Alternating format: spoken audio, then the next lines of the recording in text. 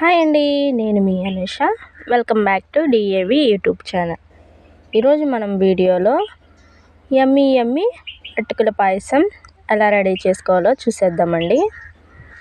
చాలా టేస్టీగా ఉంటుందండి అటుకుల పాయసం.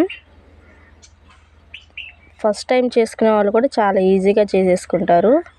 టేస్టీ టేస్టీ యమ్మీ యమ్మీ అటుకుల పాయసం తయారీ విధానం చూద్దామండి.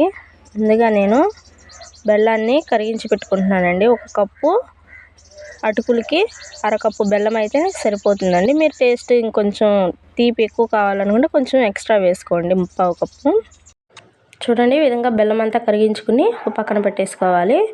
తర్వాత కడాయి తీసుకుని దానిలో 1 టీ స్పూన్ నెయ్యి వేసుకుని ఈ విధంగా జీడిపప్పు కిస్మిస్ని దోరగా వేయించుకుని వీటిని కూడా పక్కన పెట్టేసుకోవాలండి.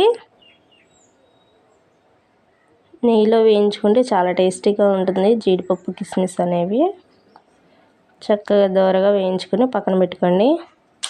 Please like, share and subscribe my channel. చూడండి, ఈ విధంగా మొత్తం కూడా వేగినాయి కదా. వీటన్నిటిని వేరే ప్లేట్లోకి టర్న్ చేసేసుకుందాం. తర్వాత మిగిలిన నెయ్యిలో 1 కప్పు అటుకులు తీసుకుంటున్నానండి.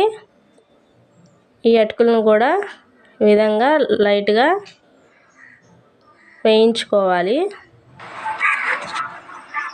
చూడండి, చక్కగా ఈ విధంగా కూడా మొత్తం వేగేటట్టు ఫ్లేమ్ని సిమ్లో పెట్టుకుని వేయించుకోండి చక్కగా. చూడండి, దగ్గర పడిపోయింది.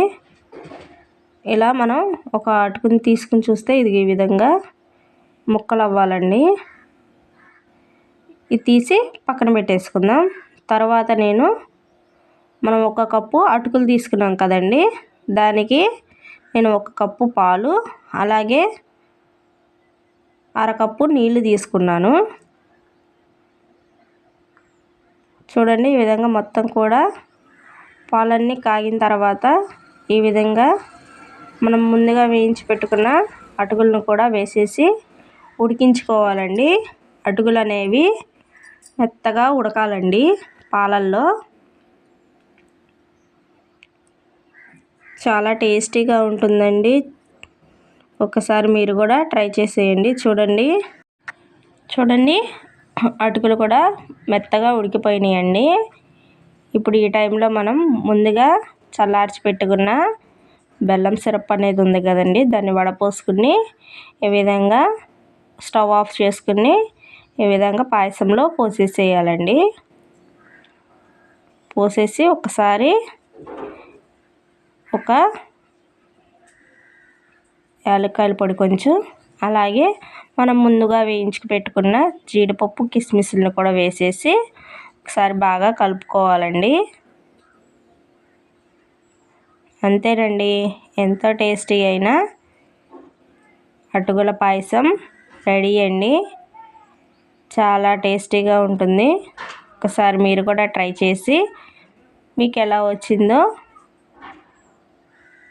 కామెంట్ బాక్స్లో కామెంట్ చేయండి.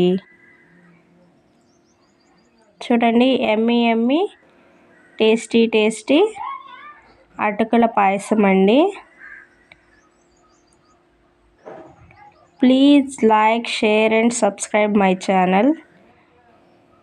ఒక్కసారి మీరు కూడా ట్రై చేసి మీకు ఎలా వచ్చిందో నా కామెంట్ బాక్స్లో కామెంట్ చేసేయండి. Please subscribe my channel.